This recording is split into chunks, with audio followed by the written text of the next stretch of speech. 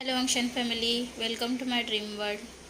Unaccepted marriage का next part का start करते हैं। स्टार्ट करने से पहले पिछली पार्ट में मैंने गलती से ईबो का कमरा कहा था, लेकिन वो अभी भी जहान के कमरे में है।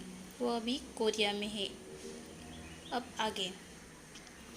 अगली सुबह ईबो सबसे पहले उठा और देखकर अपनी सांस थामते हुए अपने ऊपर के व्यक्ति को देखता ही रह गया, जो बेहद ही खूबसूरत दिख रहा था। ईबो अपने आप को नहीं रोक पाता और सोते हुए जहान को किस करने लगता है। जहान अपने सपनों की दुनिया में इतना खोया हुआ था कि नींद में ही जहान किस को बैक करने लगता है। ईबो अपने आप को और नहीं रोक पाता और जहान को पिन करता है और ईबो अब जहान के ऊपर था। जहान अभी भी सपनों में ही था और ईबो अपने मन में कहता है, कोई व्यक्ति इतने बेहोशी से कैसे सो सकता है। दूसरी ओर वो कहता है, ये तो अच्छा है कि जहान अभी नहीं उठा। ऐसा कहते हैं और जहान को और भी किस करने लगता है, लेकिन अब ईबो को जहान को छोड़ देता है और जल्दी से वॉशरूम की ओर भाग जाता है, क्योंकि वो अब बहुत हार्ड हो चुका था। उसे अपने आप को शांत करना था, नहीं तो वो अभी के अभी जहान को क्या करेगा ये उसे खुद ही नहीं पता। ईबो शावर के अंदर खुद को शांत करने की कोशिश करता है और खुद में ही बड़बड़ाता है, ईबो कंट्रोल कंट्रोल करो अपने आप को जहान को देखकर कंट्रोल ही नहीं कर पा रहा हूँ मैं। और शाप देता है, शिट शिट। ऐसे कहते हुए वो अपने आप को शाप देता है और अपने आप से नाराज़ हो जाता है, क्योंकि वो उसके मन के अंदर दुविधा में था। उसने अपने बनी को सोते हुए ही किस किया। जहान की जब नींद खुलती है तो वो अपने आप को बेड पे अकेला पाता है। वो इधर उधर देखता है, तभी दरवाजे की आवाज़ आती है और ईबो वॉशरूम के बाहर आता है। शावर लेने के बाद ईबो तो बेहद ही खूबसूरत लग रहा था। जहान ऐसा प्रिटेंड करता है जैसे वो सोया हुआ है, लेकिन जहान अपनी आधी खुली हुई आंखों से ईबो को देखता रहता है, जो ईबो का उसकी तरफ ध्यान नहीं था। ईबो अपने आप को ड्रेसअप करने में बिजी था। तभी जहान अपने आप में बड़बड़ाता है, मानना पड़ेगा, मेरा हस्बैंड तो बहुत ही खूबसूरत है। जहान अपने आप में बड़बड़ाता है। ड्रेसिंग मिरर से जहान को ईबो देख रहा था और जहान ईबो को देखते हुए अपने लिप्स को लिक कर रहा था। अब ये देखते हुए ईबो अपने आप को रोक नहीं पाता और वो सीधा जहान के ऊपर झपट पड़ता है। जहान तो चौंक जाता है, बड़ी बड़ी आंखों से ईबो को देख रहा था, लेकिन अगले ही पल ईबो ने उसे किस करना स्टार्ट कर दिया। ईबो के किस में जहान मेल्ट हो जाता है। वो ये भूल जाता है कि वो शादी का नाटक करने वाला था।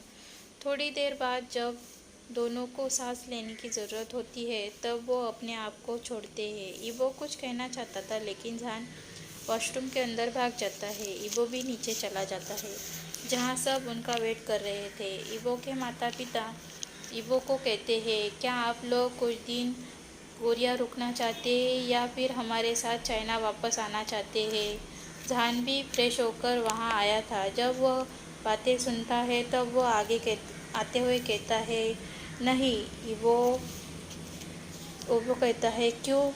तब जहान आगे कहता है, मुझे कुछ ज़रूरी काम है, इसलिए आप लोग चाइना जा सकते हैं, लेकिन मैं नहीं जाने वाला। ये बातें सुनकर ईबो का दिल थोड़ा दर्द करता है, लेकिन वो कुछ नहीं कहता। नहीं, बच्चे एक साथ चिल्लाते हैं। सब लोग उनकी ओर देखते हैं। बच्चे आगे कहते हैं, नहीं, हम अपने नए डैड के साथ उनके साथ जाएंगे। जहान आश्चर्य के साथ अपने बच्चों को देखता है। क्या तुम दोनों मुझे अकेला छोड़कर कैसे जा सकते हो? अपने नाटकीय ढंग से जहान कहता है, ओहो पापा, आप अपना ड्रामा बंद करो, हम आपको हमेशा के लिए थोड़ी ना छोड़ने जा रहे हैं। आपका काम हो जाने के बाद आप भी चाइना आ जाना। जहान अपने बड़े बड़े आंखों से अपनी बेटी को देखता है और अपने मन में सोचता है, इस इंसान ने मेरे बच्चों के साथ ऐसा क्या किया, जादू किया है कि मेरे बच्चे मेरे नहीं रहे। मॉम नहीं, मैं अभी हनीमून के लिए नहीं जाना चाहता, मेरा ज़रूरी काम बाकी है, उसी के बाद हम डिसाइड करेंगे। जानकी माँ आगे कहती है, हमने कब कहा कि तुम आज ही हनीमून के लिए जाओ। जान कहता है, मॉम लेकिन कुछ नहीं जानजान, हमने तय किया है कि आप 3 महीने के बाद हनीमून के लिए पेरिस जाएंगे। क्या? ईवो और जानो दोनों एक साथ लगभग अपना खाना खाते हुए सीट से उछलते हैं और चिल्लाते हैं, क्या नहीं? जान और ईवो चिल्लाने के बाद सब उनकी ओर देखते हैं। ईवो के पिता कहते हैं, क्या पेरिस में कोई भूत है जो तुम दोनों इतने घबरा रहे हो और चिल्ला रहे हो? ईवो और जान अब चुप थे, बड़े लोगों की बातें सुन रहे थे। बड़े लोग आगे कहते हैं, सब तय हो चुका है, तुम लोग 3 महीने के बाद पेरिस जाओगे। जान और ईवो दोनों सिर हिलाते हैं। अगली सुबह ईवो और उसके माता पिता और बच्चे सब चाइना चले जाते हैं। जान अपने काम वापस जाता है।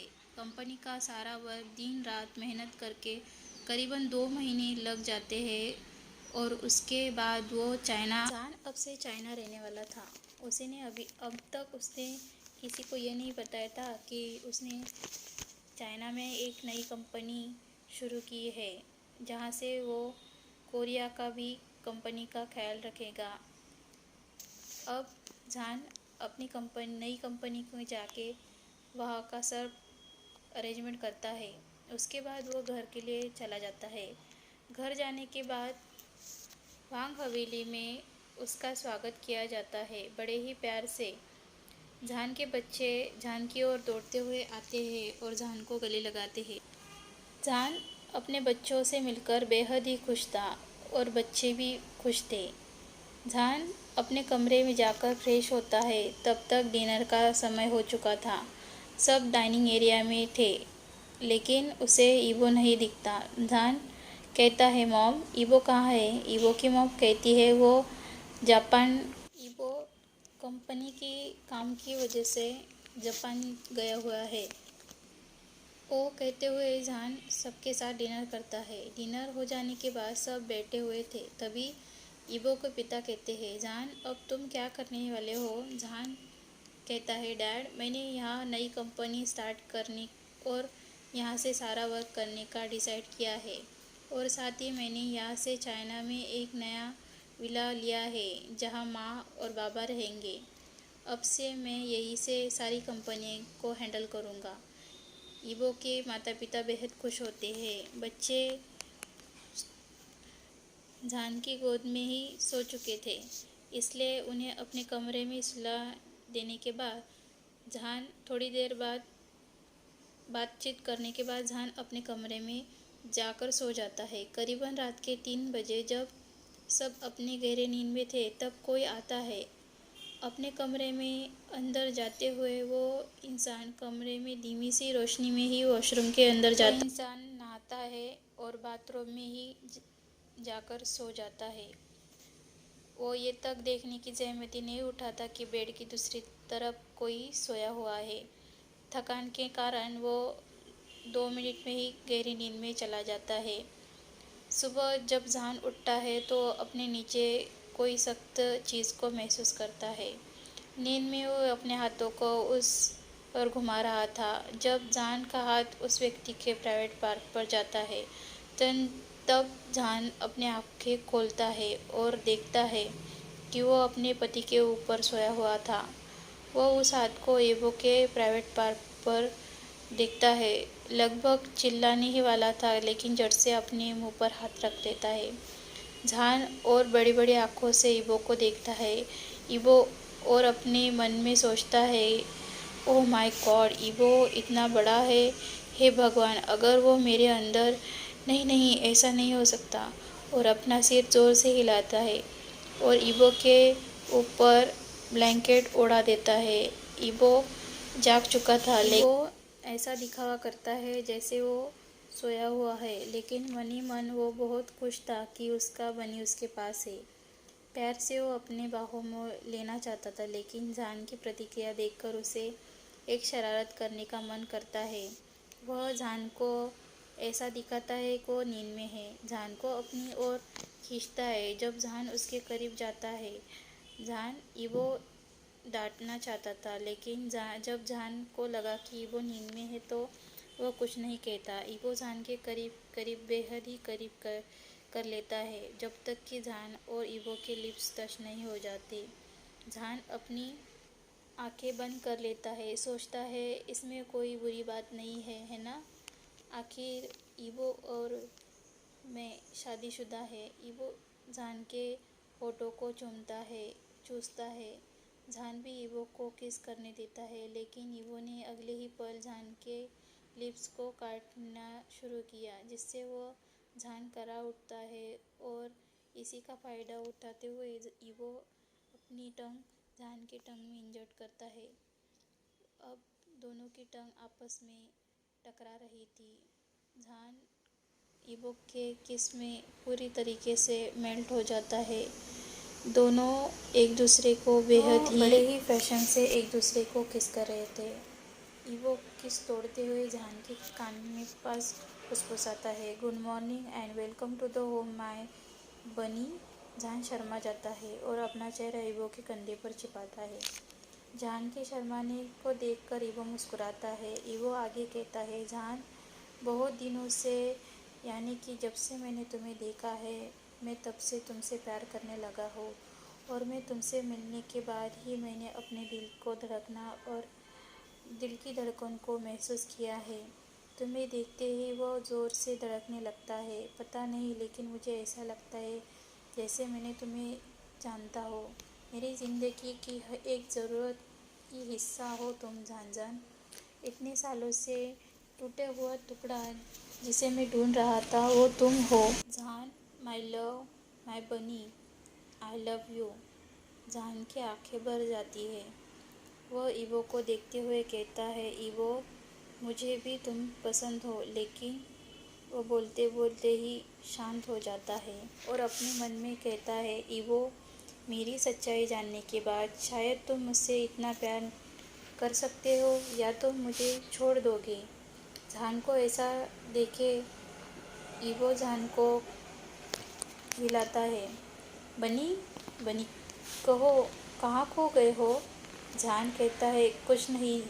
जान की चिंता को सोचते हुए ईबो कहता है, जान मैं तुम्हें किसी भी हालत में नहीं छोड़ना चाहता हूँ। मैं तुम्हें बेहद प्यार करने लगा हूँ। मैं तुम्हारे बिना ज़िंदगी के बारे में इमेजिन ही नहीं कर सकता। जान ईबो हक कर लेता है और रोने लगता है। ईबो को जान की पीठ को सहलाते हुए कहता है, क्या हुआ जान? ईबो को छोड़ते हुए कहता है। जान ईबो को छोड़ते हुए कहता है, तो तुम्हें कैसे पता? तुमने मेरे दिल की बात को कैसे जाना? ईबो हल्के से मुस्कुराते हुए कहता है, माय बनी, बस मेरे दिल ने कहा तो मैंने कह दिया। जान को अपने करीब करते हुए ईबो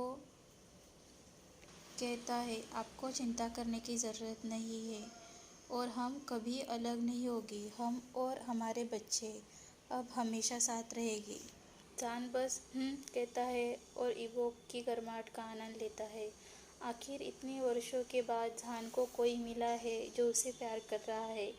जान भी इतने सालों से प्यार के लिए तरस रहा था, जो लाइफ पार्टनर के ही उसे दे सकता है। Thank you.